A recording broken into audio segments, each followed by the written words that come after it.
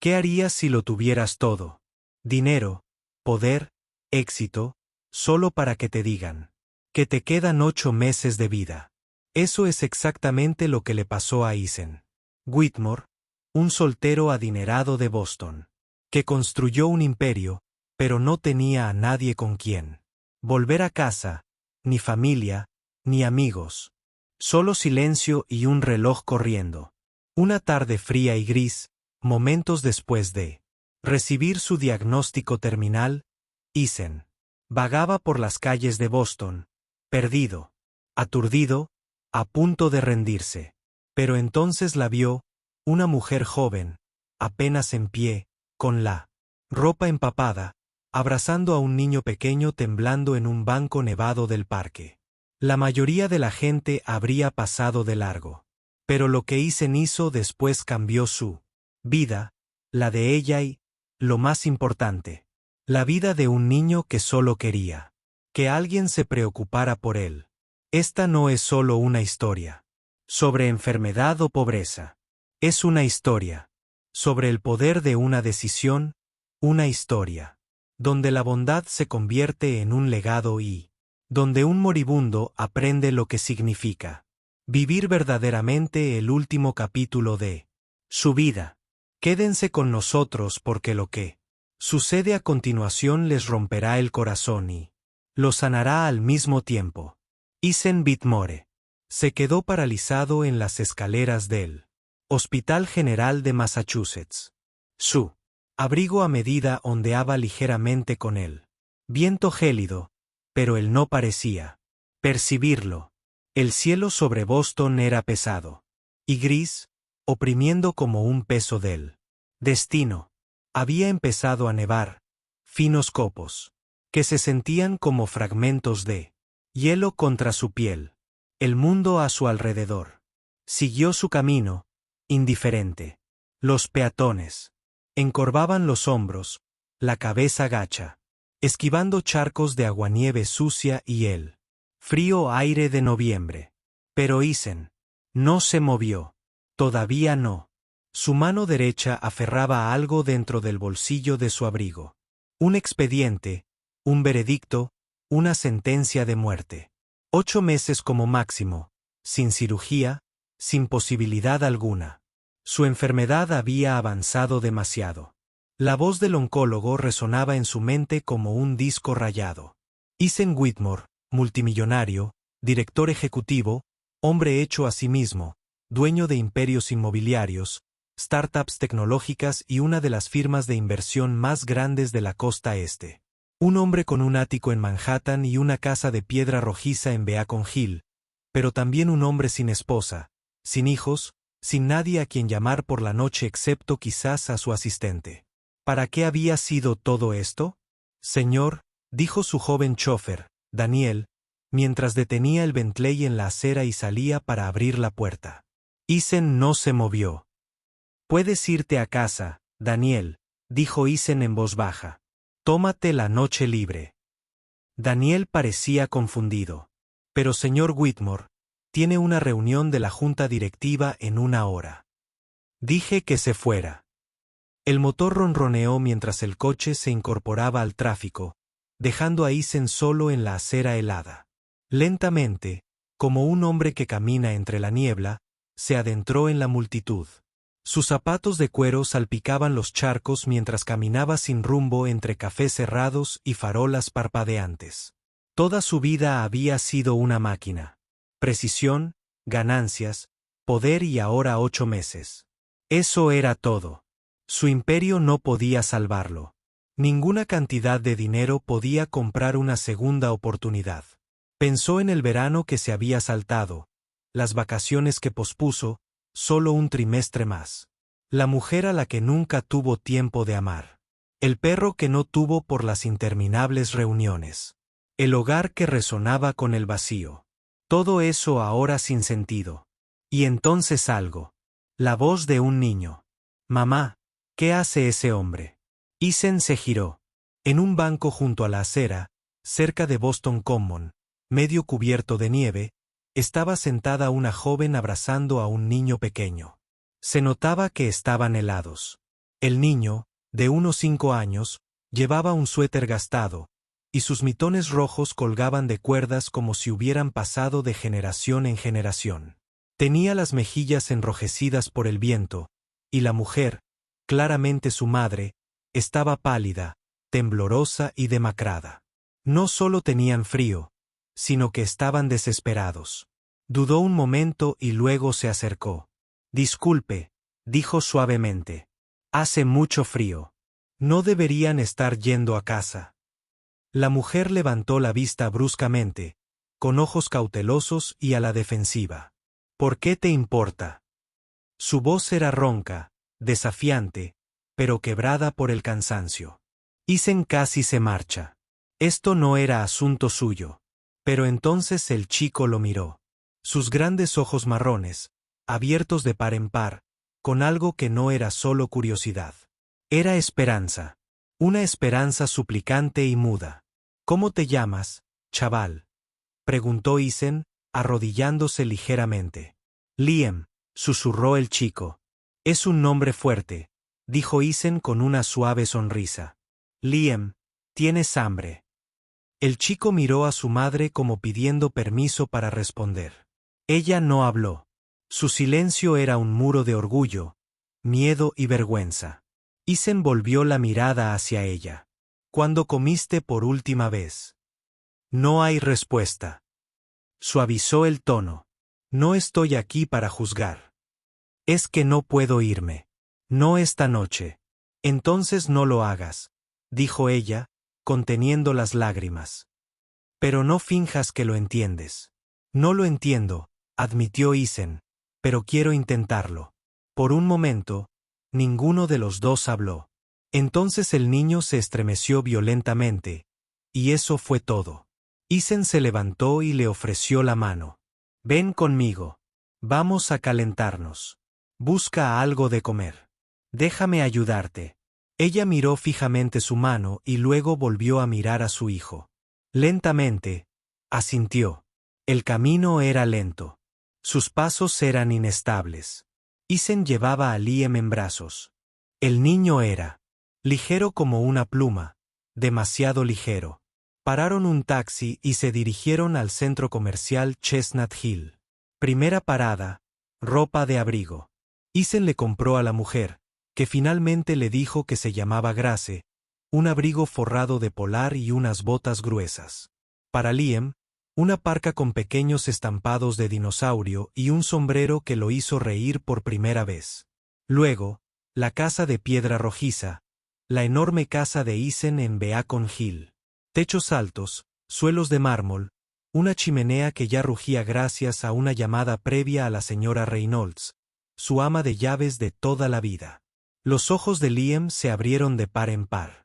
«Mami, ¿esto es una estación de tren?». Grace rió en voz baja, la primera risa de verdad que había tenido en días. La cena fue estofado caliente y pan caliente. Liam devoró su comida. Grace comió despacio, con cautela, como alguien que no está acostumbrado a la comodidad. Más tarde, con Liam dormido en su regazo y el fuego crepitando de fondo, Isen preguntó en voz baja: «Dime, Grace, ¿cómo acabaste ahí fuera, en la nieve?». Bajó la mirada. Dudó. Luego, lentamente, empezó a hablar. Una niña de acogida, sin familia, un hombre que decía amarla y luego le robó su casa. Sin dinero, sin ningún sitio a donde ir, solo ella y Liam huyendo del peligro. Isen escuchó. No la interrumpió, pero algo en su interior se abrió. Vio no solo a una mujer en apuros, sino a una superviviente, una madre luchando con todo lo que tenía por su hijo. Cuando terminó, el silencio invadió la habitación. Entonces Isen se levantó y levantó con cuidado a Liam en brazos. «Se quedarán aquí esta noche», dijo. «Los dos». Ella la miró fijamente, atónita. «No hago esto por lástima», dijo. «Ha sido fuerte suficiente tiempo. Deja que alguien sea fuerte por ti ahora».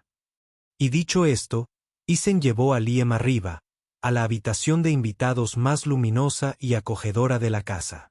Grace lo siguió, aún sin saber si era bondad o un sueño. A la mañana siguiente, la luz se filtraba en la casa de piedra rojiza a través de las altas ventanas. Isen estaba sentado en su estudio, contemplando los árboles cubiertos de escarcha del jardín. Hacía años que no se despertaba y oía risas en su casa, pero hoy podía oír la leve risita de un niño. Y no provenía de la televisión. Era real. En la cocina, la señora Reynolds, su severa pero maternal ama de llaves, tomaba té mientras Grace se afanaba, intentando ser útil. Llevaba el abrigo nuevo que Isen le había comprado, pero ahora con un delantal que la señora Reynolds insistía en que usara. «No tienes que hacer nada», dijo Isen al entrar en la habitación, sorprendido de encontrar el aroma a pastel de manzana recién hecho flotando en el aire. «Lo sé», dijo Grace en voz baja. «Pero quería hacerlo. Has hecho más que suficiente».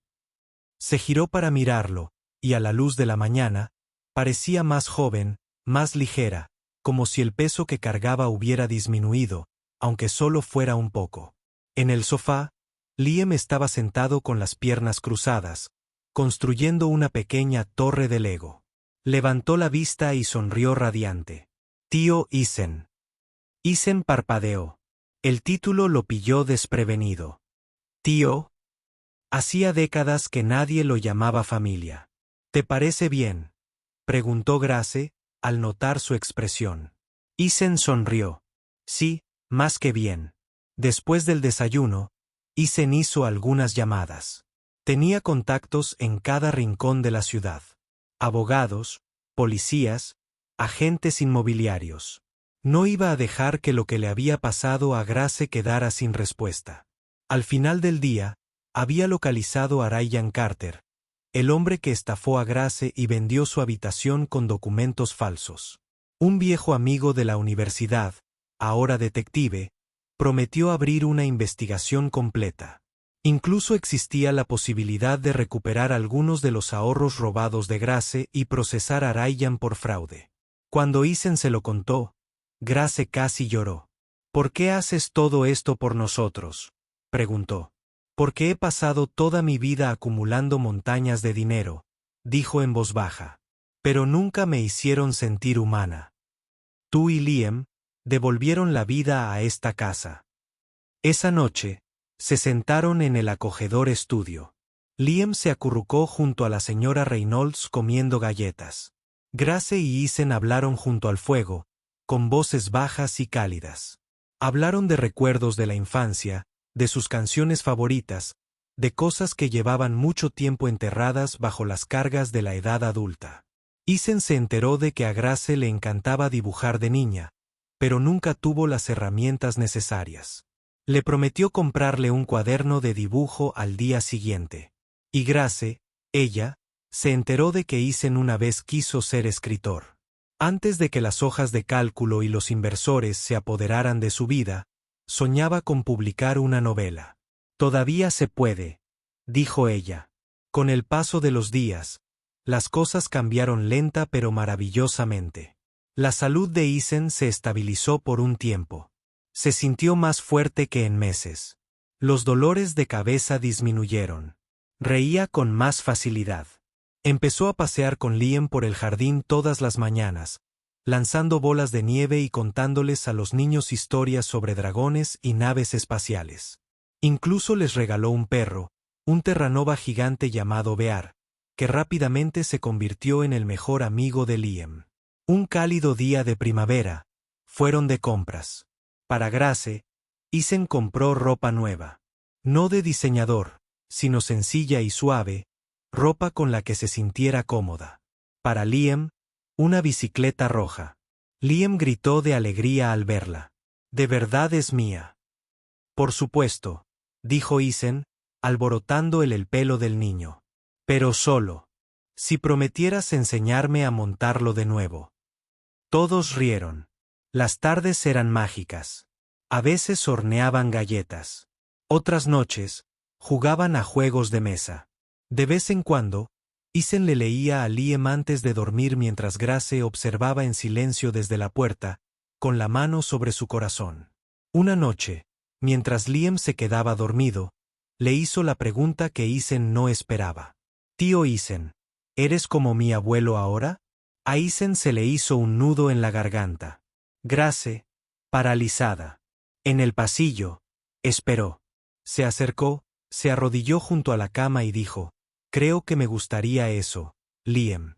¿A ti? Liam asintió. Sí, todos mis amigos tienen abuelos. Serías el mejor. Esa noche, Isen lloró en silencio en su habitación. No de dolor, sino de inmensa gratitud.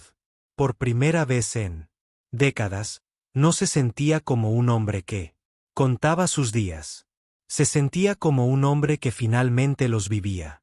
Escribió una carta, un testamento. Nombró a Grace la tutora legal de todo lo que poseía, en caso de que algo le sucediera.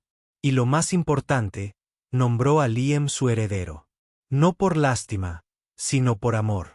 Cuando se lo contó a Grace, ella se quedó sin palabras. No somos tu familia, susurró. Tú ya lo eres, respondió Isen, extendiendo la mano para tomarla. El verano llegó lentamente a Boston ese año, como una suave exhalación tras una larga respiración contenida en invierno. Isen observó las flores florecer en el jardín desde su terraza acristalada, donde los cálidos rayos se filtraban a través del cristal y moteaban el suelo de madera. Su energía había comenzado a desvanecerse de nuevo. La enfermedad, contenida durante tanto tiempo, estaba pasando factura. Los dolores de cabeza regresaron, la fatiga se intensificó.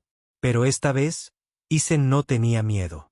Había vivido más en los últimos 12 meses que en toda su vida. Cada mañana, Liam se colaba en su habitación con un dibujo nuevo o una historia graciosa del preescolar. A veces era sobre un oso persiguiendo ardillas. Otras veces, sobre una palabra nueva que había aprendido o un sueño que había tenido. Tío Isen, ¿crees que los sueños se hacen realidad si los dibujas lo suficiente?, preguntó Liam una mañana. Isen sonrió y respondió, sí, sobre todo si lo sueñas con el corazón. Grace se sentó a su lado, con una fuerza serena en la mirada. Sus dibujos llenaban un cuaderno entero. Isen le había comprado 3 más. Había redescubierto una parte de sí misma que creía perdida para siempre. A finales de julio, hicieron un viaje a la costa, a Santa Mónica, tal como Isen le había prometido. Ahora estaba más débil, caminaba con bastón, pero insistió en ir. Si no ahora, ¿cuándo?, le dijo a Grace con un guiño. La playa era todo lo que Liam soñaba.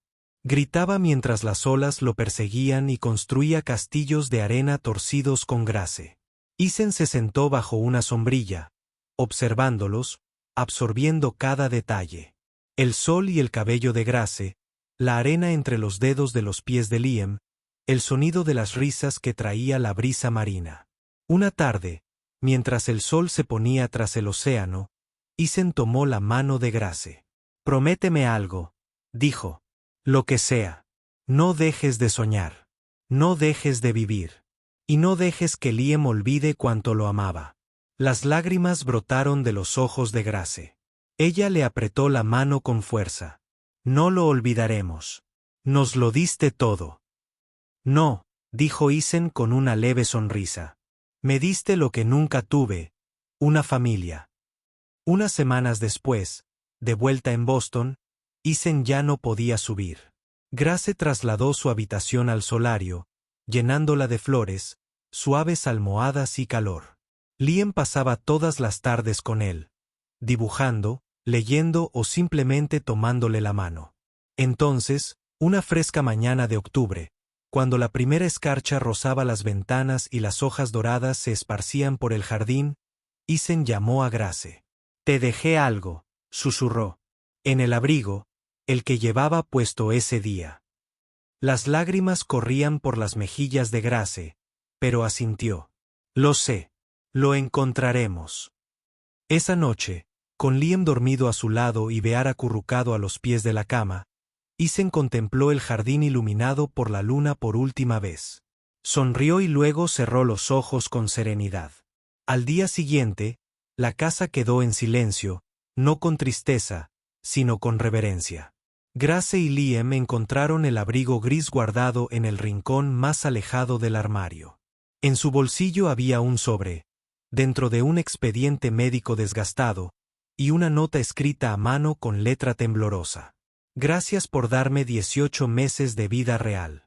Era feliz. Cuídense. Grace sostuvo la nota contra su corazón y lloró. No de pena, sino de un amor tan profundo que dolía. 10 años después, el doctor Liam Miller, ahora un reconocido cirujano cardíaco, estaba en su consultorio en el centro de Boston. Afuera nevaba como el día que conoció a Eason.